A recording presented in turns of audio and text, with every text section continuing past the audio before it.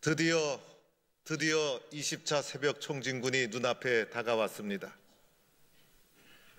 벌써 20차 새벽 총진군을 진행하게 되었어요. 이제 한 주간 동안 동부의 모든 성도들은 새벽에 한마음으로 기도의 행진을 합니다. 기도의 총진군을 하게 됩니다. 저는 이 새벽 총진군을 눈앞에 두면서 마음의 기대감을 가지게 됩니다. 하나님이 어떻게 응답해 주실까? 하나님이 어떤 은혜를 주실까? 이번에 어떤 영적인 사건이 우리 가운데 일어나게 될까? 어떤 문제가 하나님 안에서 해결받게 될까? 기대감을 가지고 인도하는 저 자신도 기대감을 가지고 준비해 나가게 됩니다. 우리의 인생을 살면서 가장 큰 기쁨이 무엇일까? 여러 가지 기쁨이 우리의 삶 속에 주어지게 됩니다. 때로는 자녀가 잘 되면 얼마나 기쁜지 몰라요. 사업이 잘 되고 장사가 잘 되고 승진을 하고 건강하고 그리고 인정받고 그리고 많은 사람이 나를 존중해주면 얼마나 기쁘고 감사한지 모릅니다. 그런데 그 중에서도 가장 큰 기쁨은 하나님의 임재를 경험하는 거예요.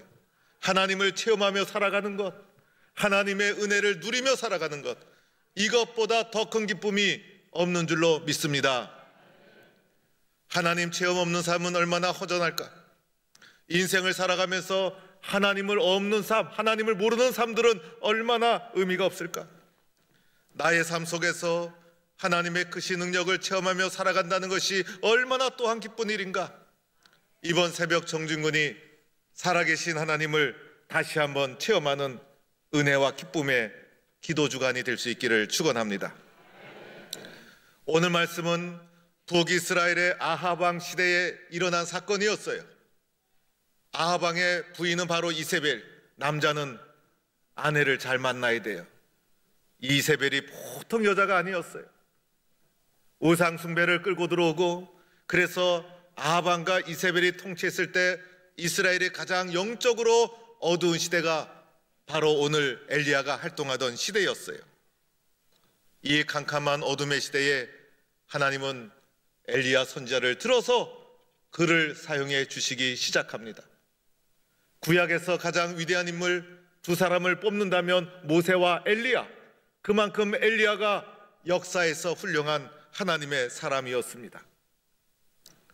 이때 북이스라엘은 극심한 가뭄이 3년 반이나 계속되고 있었어요.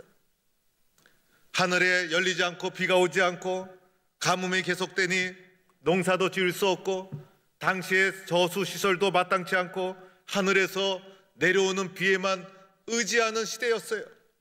식량이 떨어지고 땅이 갈라지고 민심이 흉흉해지고 어떻게 하면 비가 올 수 있을까?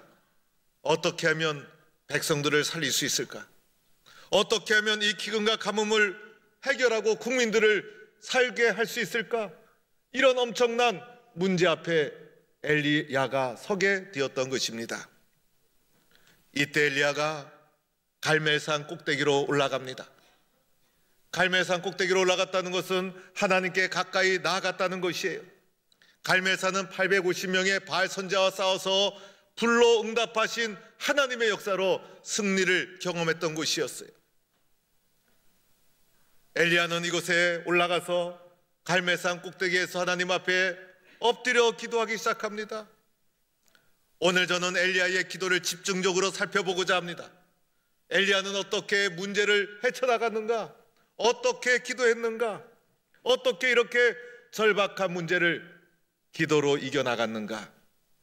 오늘 우리에게도 숱한 문제가 밀려오고 있어요.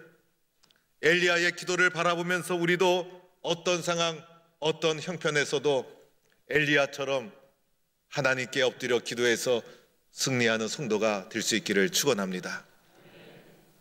우리는 오늘 엘리야의 기도를 배울 수 있기를 바랍니다. 첫째로 엘리야는 응답을 기대하며 기도를 드렸던 것이에요. 엘리야의 기도는 응답을 기대하는 기도, 응답을 확신하는 기도, 응답을 믿는 기도가 엘리야의 기도였어요. 기도의 자리에 나가면서 그 순간부터 하나님이 응답해 주신다는 기대감과 확신을 가지고 무릎을 꿇고 기도하기 시작한 거예요. 오늘 엘리야가 기도하기 시작하는 41절에 보니 올라가서 먹고 마시소서 큰 비 소리가 있나이다라고 말하기 시작합니다. 엘리야가 기도하기 시작할 때는 아무 일도 일어나지 않았어요. 가뭄은 계속되었고 비가 올 징조도 보이지 않았어요. 하늘은 뜨겁게 이글거리고 있었어요. 해결된 문제는 아무것도 없었지만은 엘리야는 기도하기 시작하면서 하나님은 나의 기도에 응답해 주신다. 하나님은 나의 기도를 들어주신다. 기대감과 확신이 충만한 가운데 기도의 자리에 나가고 있었던 거예요. 그래서 엘리야는 큰 비 소리가 있나이다. 엘리야의 기도의 응답에 대한 믿음과 확신이 그의 마음속에 충만히 있었다는 것입니다. 나는 오늘 기도 응답에 기대감과 믿음을 가지고 있는가? 오늘 우리는 많은 기도를 드립니다. 이 기도에 대해서 하나님이 응답해 주신다는 확신과 믿음을 가지고 기도의 자리를 나아가고 있는가? 엘리야는 응답에 대한 확신과 믿음을 가지고 있었어요. 기대감을 가진 기도, 응답에 대한 기대감을 가진 기도. 엘리야가 이렇게 응답을 확신한 이유가 있기는 했어요. 그것은 오늘 우리는 18장 41절을 읽었는데 열왕기상 18장 맨 앞에 1절 말씀에 보니 이런 말씀이 기록되어 있어요. 여호와께서 엘리야에게 임하여 가라사대 너는 가서 아합에게 보이라. 내가 비를 지면에 내리리라. 하나님의 약속이 이미 엘리야에게 있었던 거예요. 그런데 엘리야는 그 말씀을 듣고 넘긴 것이 아니라, 그 말씀을 소홀히 한 것이 아니라 그 말씀을 믿음으로 받아들인 거예요. 내가 비를 지면에 내리리라. 그리고 말씀대로 이루어질 줄로 믿고 말씀에 대한 믿음과 확신을 가지고 기도의 자리에 나갔던 것입니다. 그래서 기도하는 순간부터 엘리야는 하나님은 나의 기도에 응답해 주신다. 나의 말씀을 그대로 이루어진다라는 확신과 믿음을 가지고 엘리야는 기도의 자리에 나아갔던 것입니다. 나는 말씀에 대한 확신과 믿음이 있는가? 말씀대로 이루어질 줄로 믿고 응답에 대한 믿음과 기대감을 가지고 주님 앞에 기도하고 있는가? 나는 기도 응답에 기대감과 확신을 가지고 주님 앞에 기도하는가? 응답에 대한 확신과 믿음을 가지고 엘리야처럼 주님 앞에 기도하는 성도가 될 수 있기를 축원합니다. 이것이 엘리야의 기도하는 모습이었던 것입니다. 두 번째로 기도하는 엘리야의 모습은 오늘 말씀을 살펴보니 간절히 기도했어요. 오늘 말씀 42절에 엘리야의 기도하는 모습이 나오죠. 엘리야가 땅에 꿇어 엎드려 그 얼굴을 무릎 사이에 넣었다고 말씀합니다. 엘리야의 기도하는 자세, 태도를 보니 그의 온몸에 기도의 간절함이 배어 있었어요. 우리가 기도할 때 여러 가지 자세가 있을 수 있어요. 기본적인 자세는 손을 모으고 기도합니다. 때로는 하나님 앞에 손을 들고 기도합니다. 때로는 무릎을 꿇고 기도합니다. 서서 기도하기도 합니다. 그리고 기도할 때 보통 우리들은 다 눈을 감고 기도합니다. 어떤 분은 기도할 때 눈을 뜨는 분이 있어요. 그리고 저한테 물어봅니다. 목사님, 눈 뜨면 잘못된 것인가요? 잘못된 것이라고 말하기는 어렵지만은 기도는 눈 감고 해야 됩니다. 왜냐하면 눈을 감아야 하나님께 집중할 수 있어요. 성경에 눈 감아라 라는 말씀은 없지만은 하나님께 집중하기 위해서 눈을 뜨게 되면 세상의 것이 많이 보여서 기도에 초점이 희박해집니다. 눈을 감고 하나님께 집중하고, 눈 뜨고 기도하는 분 중에 기도 잘하는 분 보지 못했어요. 기도할 때는 눈을 감고 집중하면서 하나님만 생각하며 기도하는 것이 기도의 바른 자세. 그런데 오늘 엘리야의 기도하는 모습을 보니 엘리야는 아마 눈을 감았을 거예요. 그리고 땅에 엎드렸는데 무릎을 꿇고 엎드린 거예요. 그리고 가슴이 땅에 닿을 정도로 자신의 몸을 완전히 낮췄어요. 그러는 가운데 머리를 숙이고 숙입니다. 하나님 앞에 간절히 구하는 기도의 모습이 이 속에 담겨 있지 않습니까? 고개를 숙이고 머리를 숙이고 마침내는 엘리야의 머리가 그의 무릎 사이로 들어갑니다. 이렇게 땅에 엎드려서 무릎을 꿇고 몸을 완전히 구부려서 하나님 앞에 기도하는 엘리야의 모습, 마치 요가를 하듯이 자신의 몸을 잔뜩 수그려서 머리를 무릎 사이에 집어넣고 땅바닥에 무릎 꿇고 엎드려서 기도하는 엘리야의 기도하는 자세를 보게 됩니다. 이 자세를 통해서 우리가 볼 수 있는 것 무엇입니까? 하나님께 집중하는 기도예요. 오직 하나님께 집중하는 기도, 하나님 외에는 다른 것 보지 않는 절실한 기도, 하나님 앞에 기도의 승부를 거는 하나님께만 집중하는 간절한 기도가 그의 기도의 모습에서 볼 수가 있는 것입니다. 엘리야의 이런 기도를 보면 생각나는 기도가 있죠. 예수님의 겟세마네 동산에서의 기도. 예수님께서 땀방울이 핏방울이 되도록 겟세마네 동산에서 간절히 기도한 그 기도의 모습을 연상시키는 엘리야의 기도의 모습. 이 기도의 태도 하나가 우리에게 가르쳐 주는 것이 있어요. 간절한 기도, 절실한 기도라는 거예요. 나라와 민족을 위해서 온 백성을 기근으로부터 해방시키기 위해서 하나님 앞에 자신의 몸을 다 바쳐서 기도의 승부를 거는 절실하고 간절한 기도. 나는 오늘 이러한 기도가 하나님 앞에 드려지고 있는가?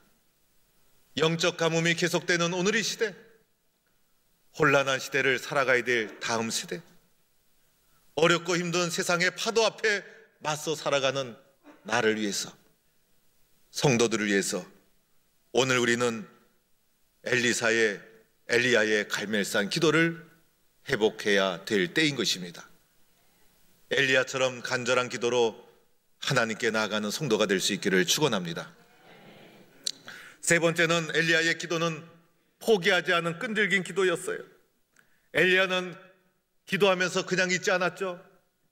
하나님께서 응답해 주실 줄로 믿고 사한에게 바다 쪽을 바라봐라.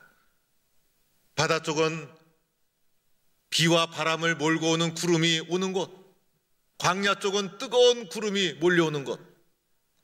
그래서 비가 오기 위해서는 바다 쪽에서 구름이 몰려와야만 됐던 거예요. 그래서 바다 쪽을 바라봐라. 사한이 달려가서 바다 쪽을 바라보니 아무것도 없었어요. 엘리야여, 아무것도 없나이다. 그러자 엘리야가 다시 한번 가라. 아무것도 없습니다. 또다시 가라. 아무것도 없습니다. 또다시 가라. 응답의 기미가 보이지 않아도 포기하지 않고 또다시 가라. 또다시 가라. 마지막에는 7번까지 다시 가라. 7번이라는 것은 완전수를 가리키는 거예요. 딱 7번만 갔다는 것이 아니라 응답될 때까지 끊임없이 포기할 만도 한데 포기하지 않고 또다시 가고 또다시 가고 또다시 확인하고, 기미가 보이지 않다 포기하지 않고 또다시 기도하고 또다시 매달리고 또다시 확인하고, 끊임없이 끈질긴 기도, 다시 확인하고 또 확인하고 하나님 앞에 끝까지 주여 응답해 주실 줄로 믿는데, 응답해 주신다는 말씀에 확신이 있는데 주여 어느 때까지입니까? 라고 하는 심정으로 또다시 가고 또다시 가는 엘리야의 끈질긴 갈멜산에서의 기도가 있었던 것이에요. 우리는 너무 쉽게 포기합니다. 너무 쉽게 판단합니다. 너무 쉽게 중단합니다. 엘리야의 기도가 끈기 있는 기도였던 것을 바라보면서 여러분의 삶 속에 계속했던 기도 포기하지 마시고 끈질기게 지속적으로 주님 앞에 기도해서 응답받는 성도가 될 수 있기를 축원합니다. 네 번째는 엘리야의 기도는 작은 가능성을 붙잡는 기도였어요. 마침내 사안이 바다 쪽을 바라보면서 엘리야여 손바닥만한 구름이 있나이다. 그 넓은 구름 한 점 없는 뜨거운 하늘에 손바닥만한 구름이 무슨 의미가 있겠어요?